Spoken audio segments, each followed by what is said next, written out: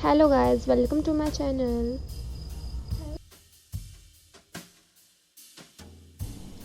So guys, we started with the equation of light. As we know the equation of light, E represent the displacement is equals to A sin kx minus omega t, where omega क्या है angular frequency, जिसको हम लिख सकते हैं 2 pi nu. New क्या है linear frequency. Here A represent the amplitude and the K represent the propagation vector. K को कैसे लिख सकते हैं 2 पाई अपॉन लैम्डा, जो लैम्डा क्या है वेवलेंथ. और ये एक वेव है जो प्रोपगेट कर रही है. ये है उसका एम्पलीट्यूड, उसकी वेवलेंथ लैम्डा और पाई 2 पाई. एज यू नो लैम्डा कितना लगभग 1 एंगस्ट्रॉम होता है, और एंगस्ट्रॉम क्या होता है 10⁻⁻10 मीटर. और इनको हम कॉस की टर्म्स में और एक्सपोनेंशियल की टर्म्स में भी लिख सकते हैं. We study the interference of light. क्या होता है interference? When two or more waves from coherent sources having same frequency nearly equal amplitude propagating in almost same direction superimpose on each other, energy distribution takes place. It is known as the interference of light. जब दो और उससे ज़्यादा waves जब किससे coherent sources क्या होता है? ऐसे सोर्सेज जिनका कांस्टेंट फेज डिफरेंस हो और सेम फ्रीक्वेंसी हो, इक्वल एम्पलीट्यूड भी होना चाहिए और एक सेम डायरेक्शन में प्रोपगेट होने चाहिए. जब वो एक दूसरे पर सुपर इम्पोज होंगे तो एनर्जी का रिडिस्ट्रीब्यूशन होगा. तो कुछ पॉइंट में इंटेंसिटी मैक्सिमम रहेगी और कुछ पॉइंट पे इंटेंसिटी मिनिमम रहेगी, और जो हैपन होगा उसको हम बोलते हैं interference of light. So there are two types of interferences, constructive and destructive. Constructive का बनता है जब क्रेस्ट पे सुपर इम्पोज होता है और ट्रफ पे, तो ब्राइट फ्रिंज मिलती है और मैक्सिमम मिलता है, मतलब इंटेंसिटी मैक्सिमम होती है. और डिस्ट्रक्टिव इंटरफेरेंस कब मिलता है? जब क्रेस्ट ट्रफ और ट्रफ क्रेस्ट मतलब अपोजिट, तो डार्क फ्रिंज मिलती है और मिनिमम फ्रिक्वेंसी. अब पढ़ेंगे कि principle of super imposition. The resultant displacement after superimposition is equal to the vector sum of displacement of superimposing waves. E vector को हमने E1 vector plus E2 vector से En मतलब n वेक्टर n वेव्स तक सबको सम कर दिया. तो direction of propagation क्या है? सब में सेम है, इसलिए सारे पॉजिटिव साइन. और अगर यहाँ पे कोई एक भी वेव अगर डिफरेंट वेव में होती तो यहाँ के माइनस लग जाता है, बट अगर डायरेक्शन ऑफ प्रोपोगेशन की है तो क्या है सब सेम है, तो पॉजिटिव साइन से सारी ऐड हो जाएगी. और इक्वेशन ऑफ लाइट अभी हमने जस्ट पढ़ाई था, तो वही है सेम. ये है एम्पलीट्यूड, ये फेज है. अब दोनों वेव्स को कंसिडर कराई. E1 equals to A1 sine omega T और E2 equals to A2 sine omega T plus theta. इन दोनों का बीच का फेज डिफरेंस है थीटा.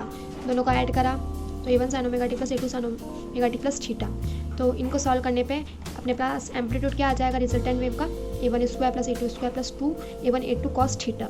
इधर एम्पलीट्यूड मैंने बोला क्या आएगा, तो इधर रूट आ जाएगा, ठीक है ना. अभी यहाँ पे एम्पलीट्यूड स्क्वायर है. अब ये कैसा आया वो देखते हैं अपन. जैसे हमने 12th में स्टडी किया था, बट अपन एक बार क्विक रिवीजन कर लेते कैसा है. A1 sine omega T plus A2 sine omega T plus theta. Sign omega T plus theta का हम फॉर्मूला जानते हैं. साइन ए प्लस बी क्या होता है? Sign A cos B plus cos A sine B. इधर वाइट पुट करा, फिर इधर A1 plus A2 cos theta को कॉमन लिया और sign omega T bar plus sign omega T को कॉमन लिया, A1 plus A2 cos theta, और इधर A2 साइन थीटा लिया तो कॉस ओमेगा टी. अब रिप्लेस करेंगे A1 plus A2 cos theta को A कॉस फाई और A2 साइन थीटा को A साइन फाई. अब इन दोनों को इस इक्वेशन में पुट कर देंगे तो अपने पास रिजल्टेंट वेव की इक्वेशन आ जाएगी A sine omega T plus phi. इधर जो ये फाई है वो है phase difference of resultant wave और ये है एम्पलीट्यूड ऑफ रिजल्टेंट वेव. और अभी इन्हीं दो इक्वेशन को स्क्वायर करके ऐड करेंगे. जब करेंगे स्क्वायर करके ऐड तो A प्लस बी का होल स्क्वायर ओपन करते हुए सब ओपन कर देंगे. इसको इधर करेंगे तो ये cos square five plus sine square five इधर 1 हो जाएगा, और इधर भी cos square theta plus sine square theta 1 हो जाएगा. तो अपने पास आ जाएगा A1 square plus A2 square plus 2A1 A2 cos theta equals to A square. ये ऐसा आया, ठीक है. और इंटेंसिटी क्या होती है? I equals to K amplitude square. Generally K for air क्या होता है 1, तो I is directly proportional to ampere का स्क्वायर, सॉरी एम्पियर नहीं एम्पलीट्यूड. तो I equals to I1 plus I2 plus 2 root I1 root I2 cos theta. अब root कैसा आया पता लग गया, क्योंकि यहाँ पे A1 है, तो इधर एम्पलीट्यूड निकालेंगे तो इंटेंसिटी क्या आएगी? Root of I. तो रूट ऑफ I1 और रूट ऑफ I2. इधर I1 क्या है? इंटेंसिटी ऑफ फर्स्ट फेज, और I2 क्या है? Intensity of second phase. अब मैक्सिमम इंटेंसिटी मतलब मैक्सिमा कब मिलेगा? जब इधर कॉस थीटा की वैल्यू क्या होगी? 1, क्योंकि हम जानते हैं कि मैक्सिमम वैल्यू क्या होती है? कॉस की 1 ही होती है. तो इधर 1 रखेंगे, और 1 कौन कौन से एंगल पे होगी? 0, 2 पाई 4 पाई, मतलब इवन मल्टीपल ऑफ पाई पे. तो इसका फेज डिफरेंस कितना हो जाएगा? L lambda. इधर आई मैक्सिमम में 1 रखा कॉस थीटा को, तो क्या root of I1 plus root of I2 का होल स्क्वायर। और मिनिमा कब मिलेगा, जब -1 होगी। माइनस कब मिलेगी, even multiple of lambda by 2। फिर इसको भी रखा तो root of I1 minus root of I2 का whole square.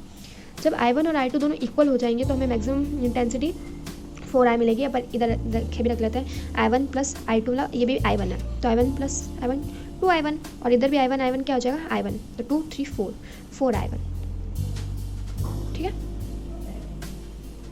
Same I minimum क्या आ जाएगा, 0 आ जाएगा, क्योंकि इधर रहेगा 2I1 प्लस 2I1 इन दोनों का एडिशन, और इधर कॉस थीटा अपने -1 रखा तो इधर माइनस आ जाएगा, दोनों माइनस हो गया, I मिनिमम 0 हो जाएगा।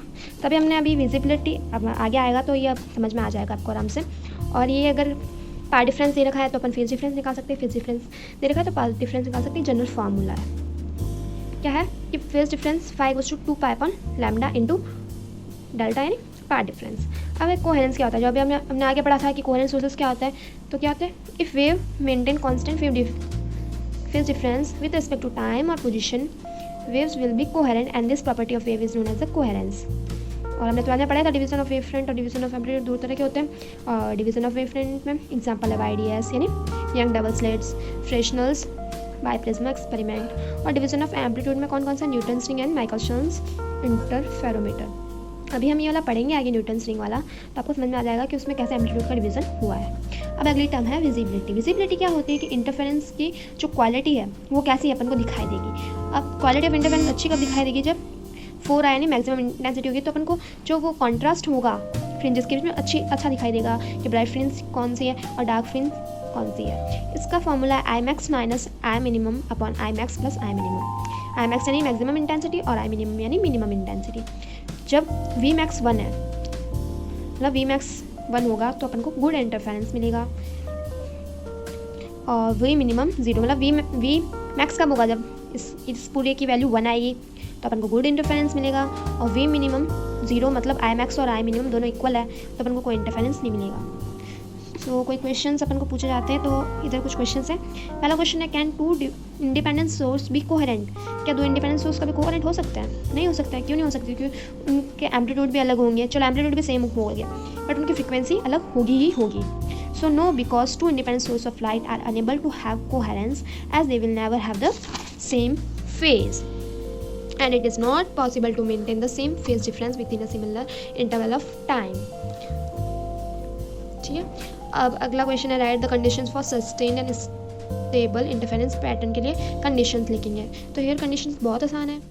सो की कंडीशन क्या होती है कि 2 और मोर वेव्स में पहले वो क्या होना चाहिए, कोहेरेंट सोर्सेज सेम होने चाहिए जिनकी सेम फ्रीक्वेंसी हो, नियरली इक्वल एम्पलीट्यूड हो और सेम डायरेक्शन में प्रोपगेट करें। तो ये मेनली ये होती है। अब इसको हमने बड़ा चढ़ाकर लिख दिया तो वही बस कंडीशन बन गई। पहले क्या है, the light waves must be coherent, that is the phase difference between them must be 0 और constant with respect to time. वही कोहेरेंस से उसकी डेफिनेशन लिखी। दूसरे में क्या है, द वेवलेंथ और frequency of interfering waves should be same, वही फ्रीक्वेंसी सेम होनी चाहिए। तीसरा क्या है, the amplitude of both waves should be equal or nearly equal so that the fringe may appear in full contrast. और चौथा, they should propagate almost in same direction, वही। और if waves are polarised then their polarisation state must be same.